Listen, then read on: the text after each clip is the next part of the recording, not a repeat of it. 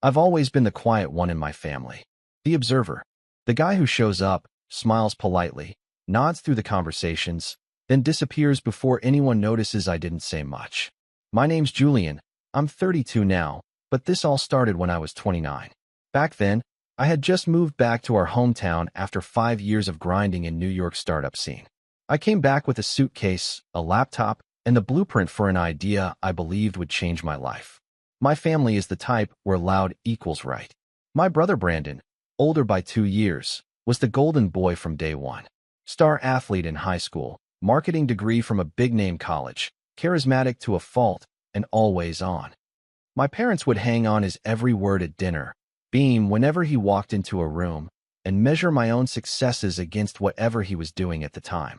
I once landed a 6-figure freelance contract and heard my mom say, "That's nice. Brandon just got promoted again." It didn't matter that I was bootstrapping my way through the tech world while he bounced from one cushy job to another, mostly thanks to connections and timing. He had the charm. I had the laptop.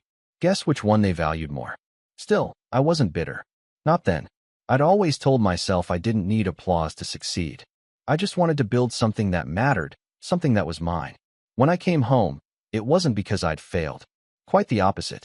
I'd spent the last 3 years working with small teams building scalable productivity tools, apps that help businesses automate client onboarding, streamline scheduling, cut down the digital clutter. Nothing flashy, but useful, profitable. My latest project, one I'd been developing in late nights and weekends for months, was a tool that helped freelancers manage their entire workflow, contract templates, invoice automation, deadline tracking, and even light AI to suggest optimized pricing based on industry trends. It was ambitious, and it had legs. I'd come back to build it here, where costs were lower and I had a small but trustworthy network. I started renting a co-working space downtown, reconnected with some old developer friends, and even brought on a junior dev I'd mentored a few years earlier. Within a month, we had a working MVP, and I began putting together a pitch deck to send to early-stage investors I'd met during my New York days. Quietly, deliberately, carefully. The only person I made the mistake of telling was Brandon. It was Thanksgiving, and we were sitting out on the porch at my parents' place, both a couple of bourbons in. The rest of the family was inside watching the game, and for a moment, it felt like old times, when we were just brothers, not rivals. "I've been working on something," I said, tapping my phone and pulling up a screenshot of the dashboard UI. Brandon squinted at it. "Looks clean. What is it?" I explained. I told him about the pain points I'd faced as a freelancer, how I was building something to solve them. I walked him through the flow, the pricing model, the competitive edge. I even mentioned the name I'd been toying with, Freelance Flow. His eyebrows went up. "Damn, Jules. That's actually smart. Like, real business potential." I smiled, surprised at the praise.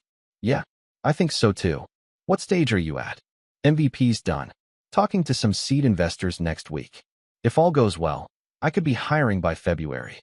He nodded slowly, then took a long sip of his drink. "You ever thought about marketing?" "Of course. Got some ideas.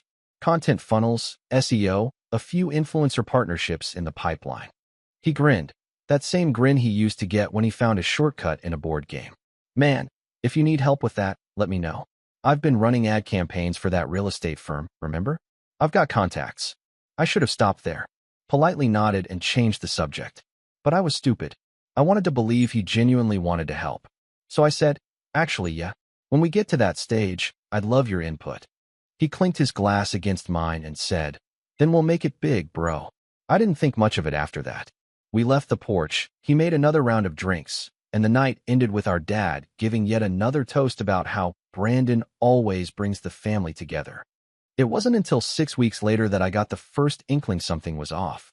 I was scrolling through LinkedIn during lunch, mostly out of habit, when I saw a post from Brandon. It was a launch announcement. New startup, new logo, helping freelancers take control of their business. Same color scheme, same layout, same feature list, almost word for word. My heart started pounding. I clicked the link. The website looked like a polished version of my early prototype. Flashier, more buzzwords, fewer actual features, but undeniably mine. At first, I thought maybe it was a weird coincidence. Maybe he had actually started something similar and didn't mean to copy it. But then I saw the name. Freelancer Pro. I couldn't move for a second. I just sat there, staring at my screen like it had personally betrayed me. I refreshed the page. It was real. It was public. And it had already been shared by 3 mutuals, including a guy I'd planned to pitch that very week. I messaged Brandon, trying to keep my cool. "Hey, saw your new project. Looks familiar. Can we talk?" He didn't reply for hours. When he finally did, the message was maddeningly casual. "Haha, yeah man. I remembered your idea and thought it had potential. Didn't think you were moving fast on it, so I took the initiative. Hope that's cool. Hope that's cool." It was like someone had crawled into my brain, taken the best parts, slapped a new name on them, and paraded them around like a personal trophy. I felt sick. I called him. No answer. I called again. Straight to voicemail. That night, I barely slept. I kept pacing around my apartment, alternating between disbelief and rage. The worst part wasn't just the theft, it was how casual he was about it. Like he had every right to take what I told him in confidence and make it his own. The next week was a blur. I found out 2 of the developers I'd been talking to had already accepted offers from Brandon. He'd offered them higher pay, stock options, and said, "This train is leaving the station, better jump on now." One of my potential investors ghosted me completely. Another politely declined, saying they'd already committed to a similar space. I kept grinding. I kept building. But it felt like trying to climb a mountain while someone shoveled dirt into my face. And every time I saw Brandon, at birthdays, dinners, even a random run-in at a coffee shop, he'd flash that same smirking confidence. He even started posting selfies with his team in our city's trendiest co-working space, using captions like #DisruptTheGame and "Built Not Bought." My parents? They were thrilled. My mom kept saying, "Isn't it great that both of you are in tech now? Brandon says his app just hit 10K users." Dad would add, "He's always been the one with the business mind." They didn't know, or they didn't care. Or maybe it was easier to keep pretending Brandon was the genius, and I was the quiet one who played with computers in his room. But I wasn't going to stay quiet forever. I just needed time. And as it turned out, I had a plan. The months that followed were like watching someone else live the life I'd built for myself. Brandon's company, Freelancer Pro, took off faster than even he probably expected. He landed a big feature in a regional startup blog that called him the local tech golden boy, and every family dinner turned into a celebration of his genius. I'd sit there, chewing my food while my mother bragged about Brandon's growing team and his brilliant idea to help the little guy. Meanwhile, my dad would slap him on the back and talk about how proud he was that at least one of his sons understood business. It was like watching someone plagiarize your novel, get a movie deal, and win an award for originality, all while you're told to smile and be supportive. I tried to keep my distance after that, but it's hard when your family insists on weekly get-togethers and constantly drags you back into the same circle that had already chosen their favorite son. I didn't want to be bitter. I didn't want to care. But every time Brandon opened his mouth, it got harder to ignore how much he'd taken from me and how little anyone seemed to notice. The worst part? He didn't stop at the idea. One afternoon, I got coffee with Marcus, a back-end dev who had helped me test early builds of Freelance Flow. We hadn't talked in a while, and I was hoping to see if he might be interested in coming on board again. He looked sheepish the second he sat down. "Look," he said, "I need to be honest with you. Brandon reached out last month.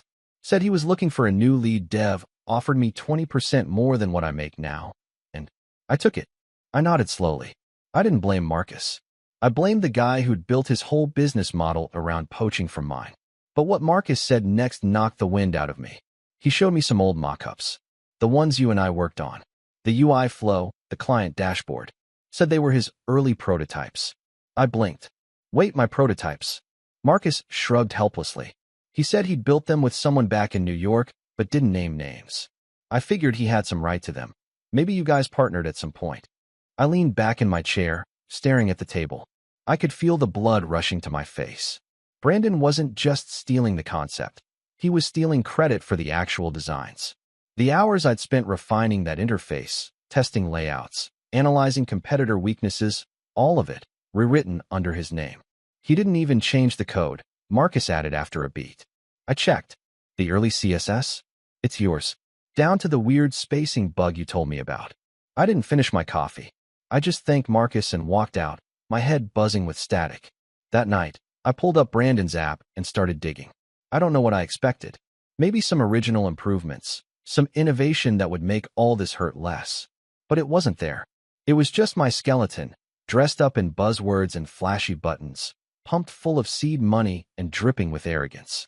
That was when I hit my first wall. I'd lost my lead devs. I'd lost my early backers.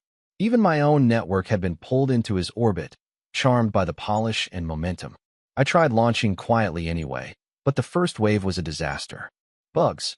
Low signups. A few early adopters dropped off after discovering Brandon's app did the same thing. Only more stable, more marketed, more funded. I wanted to scream, but I didn't. I just shut the lid of my laptop and stared at the ceiling. For the first time in years, I questioned whether I even belonged in this space anymore. And that's when the real blow landed. It was my mom's birthday. A big family dinner at a fancy steakhouse, something Brandon insisted on organizing. He booked the private room, sent out formal invites, even hired a photographer to capture the memories. I almost didn't go, but guilt got the better of me. When I arrived, everyone was already there. My parents, aunts, uncles, cousins, even some of Brandon's co-workers who had become family friends through proximity and charm. I greeted my mom, handed her a small gift, a vintage necklace I knew she'd like, and tried to disappear into the background as usual. Brandon showed up 20 minutes late, loud, laughing, holding a wine bottle in one hand and his girlfriend in the other. Everyone clapped when he entered, like royalty had arrived. I just sat there, sipping water, trying not to count the minutes until I could leave. But then, halfway through dinner, Brandon stood up with his glass raised and said, "I want to make a toast." Everyone quieted down. He smiled, put a hand on Mom's shoulder, and began talking about how she'd always supported him, how she believed in his dreams even when others doubted, and how proud he was to give back now that he was finally seeing real success. He talked about his journey, how he bootstrapped from nothing and built a platform from scratch with sweat and vision. People nodded along. Some even clapped. My parents beamed. And then, he said this. I remember sitting on the porch with Julian a couple years back, talking about ideas. And he said something that stuck with me. Something about how freelancers don't need more tools, they need smarter ones. That line sparked something in me. And that's where Freelancer Pro really began. There it was. The bone he threw me. The little half-truth to make it all seem like I'd been inspired by him. Not that I built it. Not that it was mine. Just a passing comment I made over drinks that he had the brilliance to act on. I didn't say anything. Not then. But I remember gripping the edge of the table so tightly my knuckles turned white. After the dinner, I stepped outside to get some air. My aunt followed me out a few minutes later. Are you okay? She asked gently. I nodded. Just needed a break. She hesitated. Julian, you know we're all really proud of Brandon. But you shouldn't give up on your ideas, okay? You're smart too. You've got potential. I smiled, nodded again, and walked to my car. That night, I didn't sleep. I just lay awake, staring at the dark, my mind racing. That was my breaking point. It wasn't just the stolen idea. It was the fact that everyone let him do it. The fact that my own family saw me as the supporting character in my own story. The fact that even my attempts to stay silent were being rewritten as passive admiration. So I made a decision. I shut down Freelance Flow. I archived every file, cleared out the co-working space, and vanished from the local tech radar. Let them think I was done. Let them laugh about how Brandon had won. Let them forget about the quiet one who just played with computers in his room. I would disappear from their world, and I would build something better. Not out of spite, not out of pettiness, but because I was done playing fair with people who only saw value in the loudest voice. 2 months later, I flew back to New York, and that's where things started to change. But they wouldn't see that until it was too late. When I landed at JFK, I didn't have a master plan. I had a duffel bag, a worn-out laptop, and a chip on my shoulder the size of my brother's ego. I hadn't been back to New York in almost a year, not since I left thinking I'd be smarter to build closer to home. That thought alone made my stomach turn. The irony wasn't lost on me, running back to where I started, like a failed experiment crawling back to the lab. I rented a shoebox apartment in Astoria. 4th floor walk up, no elevator, and a heater that groaned like it was personally offended by the cold. But the rent was cheap, by New York standards, and it was enough for what I needed. I wasn't there to play tourist or hang out in Soho cafes posting #HustleLife selfies. I was there to disappear, rebuild, and rise in silence. For the first month, I did nothing but read and write code. No job hunting, no investor calls, no social media. I ghosted group chats and ignored family texts. I needed the noise gone. I needed to sit in the silence of my own thoughts, as uncomfortable as that was. I'd been burned, humiliated, outpaced by someone who didn't even understand the product he was building. I needed to feel that, and I did, for weeks. But it didn't break me, because beneath the shame and the bruised ego, there was something else brewing, something sharper. I knew where Brandon's version of my idea was headed. I watched it quietly from the shadows. I subscribed to his app under a fake email and poked through the features. Flashy updates, surface-level polish, but no real substance. He was expanding too fast, too wide. I saw him announcing new features weekly on LinkedIn, features that weren't stable yet, features that felt more like ideas tossed together by a marketing team than anything built with real user empathy. And worst of all, he was burning through cash like it was monopoly money. I knew because I knew him. Brandon was allergic to patience. He was spending on office space, branded merch, sponsored content, and culture retreats for a team that hadn't even found product-market fit yet. Meanwhile, I went the opposite direction. I stopped thinking about competition. I stopped thinking about revenge. I started thinking about users. Every morning, I opened Reddit, Discord communities, and niche freelance forums. I talked to real freelancers, copywriters, illustrators, indie devs, translators. I asked questions, listened, took notes. What sucked about their current tools? What workflows were clunky? What costs made them hesitate to grow? One thing kept coming up: fragmentation. Everyone was juggling 10 different apps for time tracking, client management, contracts, invoices, and project delivery. And they hated it. That became my new angle. Not just a dashboard for freelancers. A command center. One login. One interface. One place where everything just flowed. So I got to work. I renamed the project. No more freelance flow. That chapter was burned. I needed something bolder. Something that wouldn't be confused with a bootleg knockoff. I called it Solo Core. It started simple. Clean UI. No gimmicks. Just a tight, fast tool that let you onboard clients, track project stages, get paid, and automate the boring parts. But behind the scenes, I was laying the groundwork for something deeper, an AI assistant that would learn your preferences and help you run your solo business like a one-person agency. By month 3, I had a functional alpha build, but I didn't rush to market. This time, I tested everything. I invited 10 freelancers I'd met in Discord servers to try the tool for free and give brutally honest feedback. I told them, I don't want compliments. I want complaints. And they delivered. The UI was too busy. The calendar sync was glitchy. The AI felt too robotic. I took every note personally and then rewrote the backend twice over. In the meantime, I started reaching out to the right kind of investors. Not the guys who just wanted to throw money at something shiny, but the ones who understood the grind. I pulled favors. I reconnected with a mentor from my first startup who once told me, "Julian, you don't need to be the loudest guy in the room, just the one who never leaves." He introduced me to 2 angel investors who specialized in bootstrapped founder-led projects. One of them used to freelance himself. That helped. They didn't ask for flash. They asked for numbers, feedback, retention. I showed them everything. The usage data, the raw testimonials, the rebuilds, the pain points I'd solved not just with guesses, but with research. They were impressed. 1 month later, I had $400,000 in early-stage funding. I cried when the wire hit my account. Not out of joy, out of relief. Because for the first time in 2 years, someone believed in my version of the idea. But I still wasn't ready to go public. Instead, I used the funding to do what Brandon never did. I built a team slowly, carefully. I found a brilliant UX designer named Raina who'd spent years freelancing herself and understood the exact daily chaos Solo Core was trying to fix. I hired Dev, an indie dev from Vancouver I met on a late-night Discord call, who rewrote the AI engine from scratch to feel more mentor than machine. And I brought back one familiar face. Marcus, the guy Brandon had poached from me. He'd burned out after 6 months working under Brandon's visionary leadership.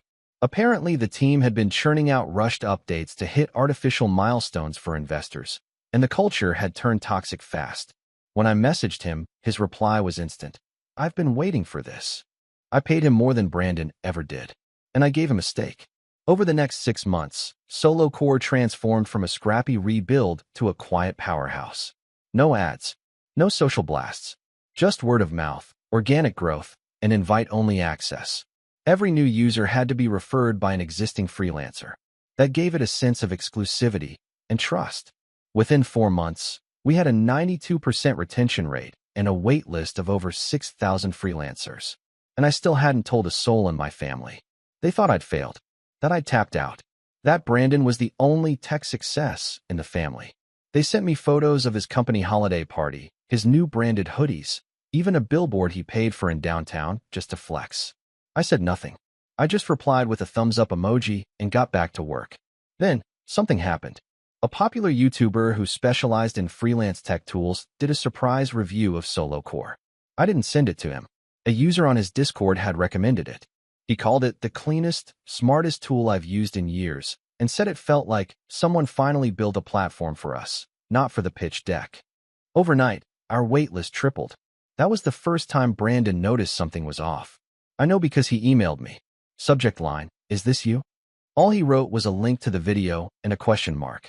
I didn't reply because it didn't matter what he knew. He had built a tower out of borrowed bricks, all flash and no foundation. And while he was busy climbing it, I was digging tunnels underneath. But I wasn't done yet, because if I was going to do this right, I needed to hit him where it hurt. Not with a lawsuit, not with some online takedown. I was going to do it with silence and with strategy, because Brandon's company was starting to crack at the seams, and he didn't even know it yet. And what I was planning next would leave him no choice but to watch everything collapse. But first, I had one more piece to move into place. The setup began the moment I stopped seeing Brandon as my brother and started seeing him as a business problem. Don't get me wrong, this wasn't about spite anymore. At least, not in the way it used to be. I'd spent too many nights in my tiny Astoria apartment dragging myself through code, design, testing, rebuilding, over and over, until the fire that once burned purely with rage had cooled into something sharper. Strategic. Calculated. This wasn't just payback. This was chess. And I was already 10 moves ahead. The key to everything was timing. Brandon's company, Freelancer Pro, had been living on borrowed momentum. His whole operation was built like a startup meme page come to life. All surface, no depth. Every time I quietly checked in on their progress, I saw new press releases, new partnerships, vague feature drops, and relentless marketing spam. Everything but real user traction. The cracks had started to show. One of his customer support reps posted anonymously on a subreddit for startup horror stories. They talked about the insane churn rate, how users would sign up, get overwhelmed by bugs, and leave within days. Investors were pushing for growth, and Brandon responded by slashing QA and doubling the ad budget. It was unsustainable, and I knew it. But I needed proof. Real proof. So I reached out to an old college friend, Jay, who now worked in SaaS data analytics. I asked for a favor. Nothing illegal, just insights. Jay pulled some traffic estimates, bounce rates, and third-party churn data from public APIs and other tools I didn't even know existed. The numbers painted a perfect picture. Brandon's app had peaked 6 months earlier. Since then, user growth had flatlined. Active usage was declining, and refund requests had tripled. Meanwhile, his spending was increasing. His marketing campaign for Q3 alone cost more than my entire build. He's flying blind. Jay said over our encrypted call. That or he's desperate. Exactly what I needed to hear. But the real opportunity came during a casual conversation with Raina, my lead designer. She'd just wrapped a feedback call with a group of power users, freelancers making over $100,000 per year using Solo Core to manage clients at scale. She said something that stuck with me. They're all on Slack together, she said. A private group. They trade clients, tools, contracts. And they hate Freelancer Pro. I sat up. Wait, what do you mean? One of them showed me a thread. They called it a shiny panic button for people who don't want to think. Brutal, but honestly, accurate. Think they'd ever switch if we made an offer? Raina hesitated, then smiled. I think they're waiting for one. So I asked her to find the ringleader, someone who had the ear of the group, someone influential. 2 days later, she introduced me to Hannah. Hannah was a powerhouse. UX writer by trade, 6-figure solo consultant, and brutally honest. I hopped on a call expecting skepticism. Instead, she opened with, "Took you long enough." I laughed, and just like that, we clicked. We talked for almost 2 hours. She walked me through every pain point she'd seen in the freelance tools market, especially Freelancer Pro. How Brandon's app overpromised, underdelivered, and ignored feedback unless it came with a blue check mark. How the platform felt like it was built by someone who heard freelancers existed but never was one. She ended the call with, "If you're ready to move, I've got 50 names." And just like that, the dominoes began to line up. Over the next 2 weeks, I worked with Hannah to craft a beta program for SoloCore Pro, our advanced tier designed for high-income solo operators. Contract automation, deep client analytics, and an AI assistant that could write outreach emails, quote pricing based on historical data, and even build pitch decks in under 5 minutes. We positioned it as a consultant's secret weapon. But here's where the setup really began. We offered it to 100 hand-picked freelancers, many of whom were already active on Freelancer Pro. We made it exclusive, invite only. Each user had to sign an NDA, and we promised them early access, personalized onboarding, and lifetime perks if they helped stress test the system. Within 10 days, 92 signed up. Word started spreading, quietly, strategically, inside those freelancer circles. People weren't just trying SoloCore, they were switching. Some deleted their old Freelancer Pro accounts on stream and tweeted cryptic things like, "Sometimes you don't realize how bad a tool is until you try one built by someone who actually cares." I watched it all unfold without saying a word publicly. Not a tweet, not a press release. And then came the opening I didn't expect. Brandon reached out again. This time he called. I let it ring once, twice, then answered, calm as ever. "Hey," I said. "Hey, bro," he said, casual as always, like we hadn't spoken in over a year. "You got a minute?" I said nothing, letting the silence work. He finally added, "I've been hearing things." "Oh, yeah, man.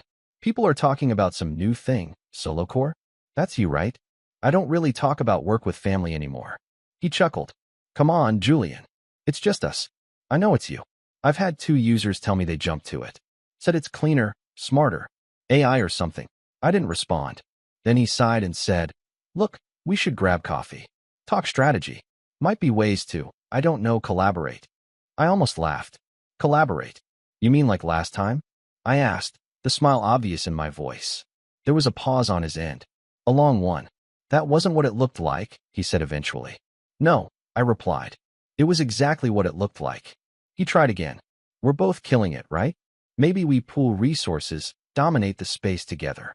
That's when I realized. He wasn't just curious. He was worried. The golden boy was feeling the cold. I ended the call with, "I'll think about it," and blocked his number 5 minutes later. But I wasn't done. The final part of the setup came down to one move. One that would send a message not just to Brandon, but to the entire freelance SaaS world. I decided to host a live demo week. Each day, we'd showcase a different SoloCore feature in action. Real users, real tools, real workflows. No fluff, just power. We launched it quietly, with a referral-only sign-up. No ads. By the end of the week, we had 12,000 viewers and over 3,000 sign-ups. Brandon? He tried to do a response webinar on the final day. It crashed halfway through. People complained about audio, bugs, broken features, and some even said, publicly, that they were done with Freelancer Pro. The setup was complete. His users were now our users. His team was cracking under pressure. His name was starting to lose its shine. And I hadn't even gone public yet. But the final blow? That was coming. And when it landed, it would make everything he'd built collapse under its own stolen weight. Brandon never saw the final move coming. He couldn't.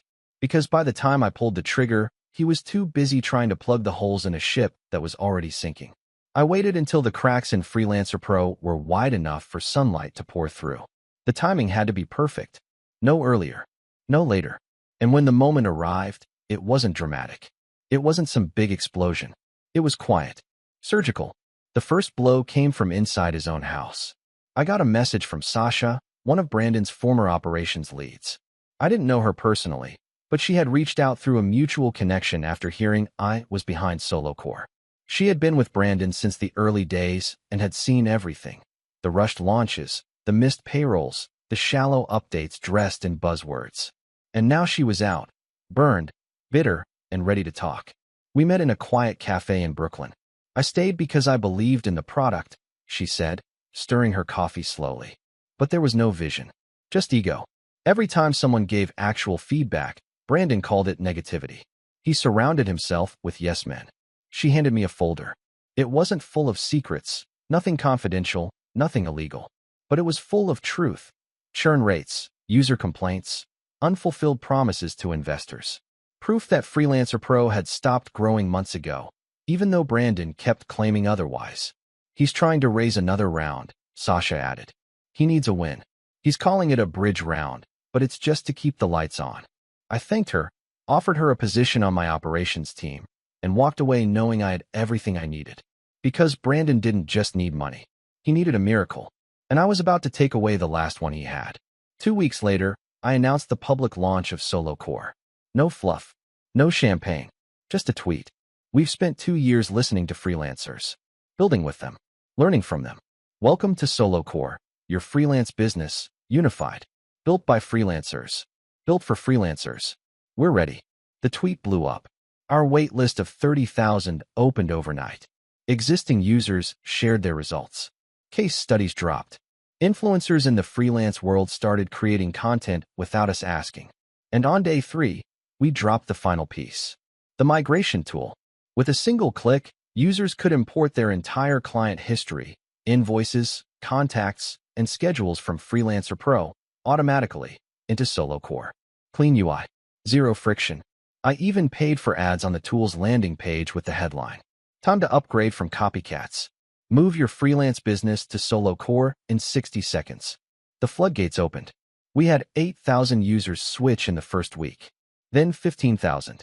Then entire agencies that had used Brandon's product to onboard contractors switched over and tweeted, never looking back. Brandon? He was silent. For a while. But I knew he wouldn't stay that way.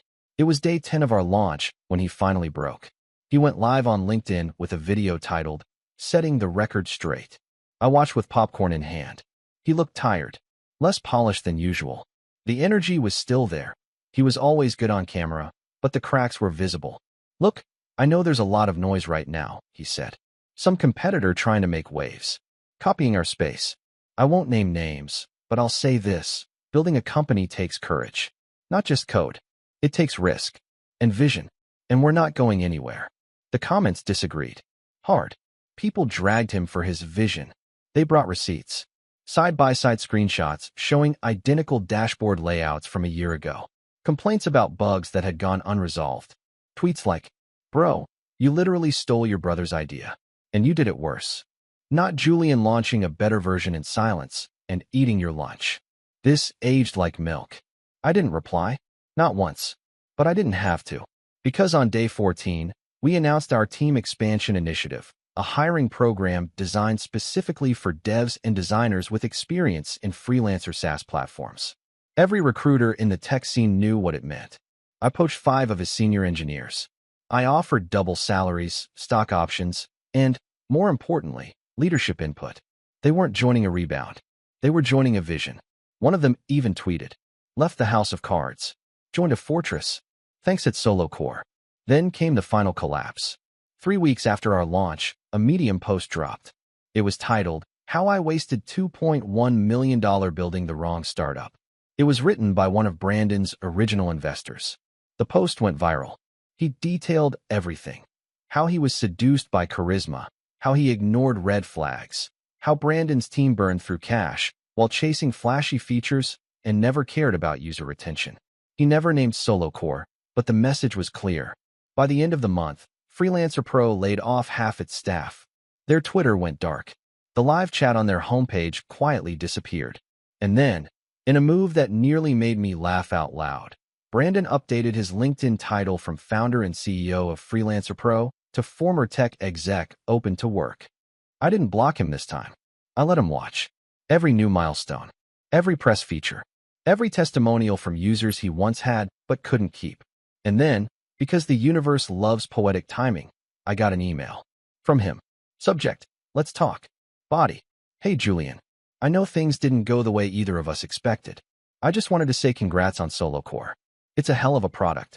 If you're hiring, I'd love to chat. I still have a lot to offer. No ego. Just looking for a fresh start. Hope we can talk soon. Brandon. I stared at the screen for a long time, not because I was unsure, but because there was a time, years ago, when I would have wanted this. The apology, the admission, the reversal. But now I just felt nothing. So I opened a blank reply, typed 2 words, "We're good," and hit send. No drama, no speech, just closure. The next morning, I went back to work. I had a product roadmap to review, a call with Raina about our next feature rollout, and a Slack channel full of freelancers sharing stories about how SoloCore helped them finally scale without chaos. Brandon had taken my idea, but I'd taken it back, and I'd built something stronger. The kind of strength that doesn't need a spotlight, because the results speak for themselves. And as for Brandon, well, some lessons hit hardest when they arrive without a mic drop. Just silence, and the sound of everything you built collapsing behind you.